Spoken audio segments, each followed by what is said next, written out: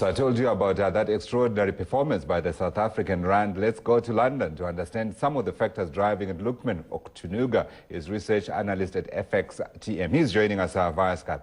Lukman, can you tell me why the rand is running so hard? Thank you for having me here today.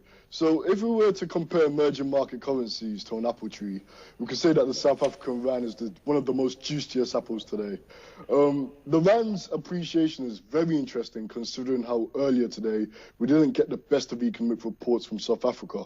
So my conclusion is the rand's appreciation is simply based on renewed global risk appetite. As you can see across the board, investors seem to be cautiously optimistic over the United States and China finding a conclusion on trade talks, despite both sides raising sanctions against each other.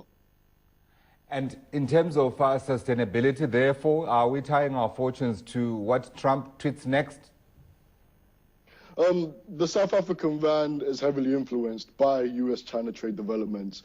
And it's very important to keep in mind that the rand is not alone. If we look at other emerging market currencies, it's the same similar pattern. And this is the narrative we'll be looking at moving forward, that the rand, like many other emerging market currencies, will be primarily influenced by external forces. Yeah. So 1421 we are talking about at the moment. What are the levels to watch? I knew you asked me these questions about levels. Thank you. So I'm going to take a bold move now because, you know, we've been speaking about levels. Yeah. While right now trade talks are quite, there's optimism over trade talks, I think we should compare the US-China trade developments to Manchester United's defense. You know, it's been very disappointing. There's been so many back and forth, a lot of back and forth, and I'm going to be bold and take the contrarian view that things are not getting better, and if tensions continue to flare up, especially in the second half of the 2019, this would represent a risk to the global economy. This may result in global equity markets dropping up to 5%. Naturally, this would be bad news for emerging market currencies. So the rand actually could risk dropping up to 5%.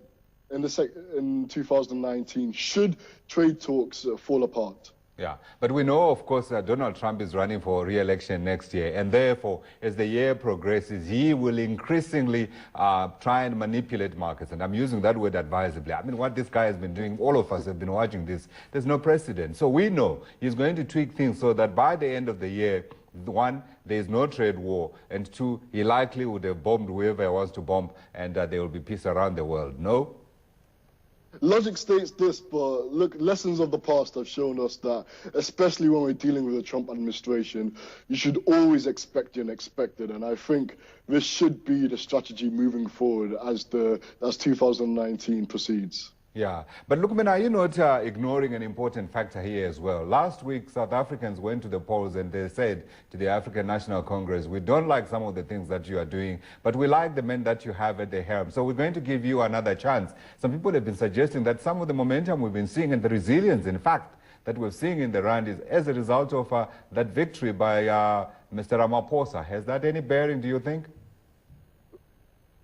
What you say is very logical in the sense that the victory does suggest continuity, and as foreign investors see, you know, it does reduce an element of uncertainty. However, though, when we're looking at the bigger picture, now the dust has settled over the elections, it's more about domestic conditions in South Africa and, of course, external drivers.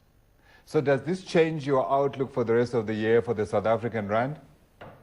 So, as I said, I've taken a bold move to say that should trade tensions or trade talks between the United States and China fall apart and risk aversion become a major theme, the South African rand will feel the heat. But it's not alone.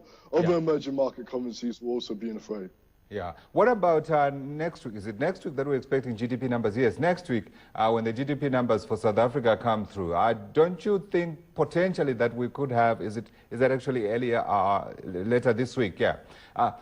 Is there likely to be another hit on the rand here? Because the expectation is that we are likely to see disappointing growth numbers.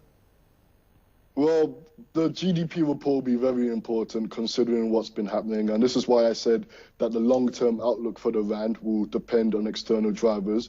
But short to medium term, if we do see an upside surprise with GDP, this could be a welcome development for the South African economy. But then looking back to what we've experienced in recent quarters, ongoing US-China trade developments and concerns over slowing global growth, especially the geopolitical risk factors, have weighed heavily on emerging market currencies. So if GDP does disappoint, South Africa may not be alone. So you saying there might be a surprise in the GDP numbers. What are you expecting? Let's see how that plays out next week. Lukman, thank you. Lukman Otunuga, research analyst at FXTM. Thank you for joining us via Skype. Okay, let's come back into Johannesburg.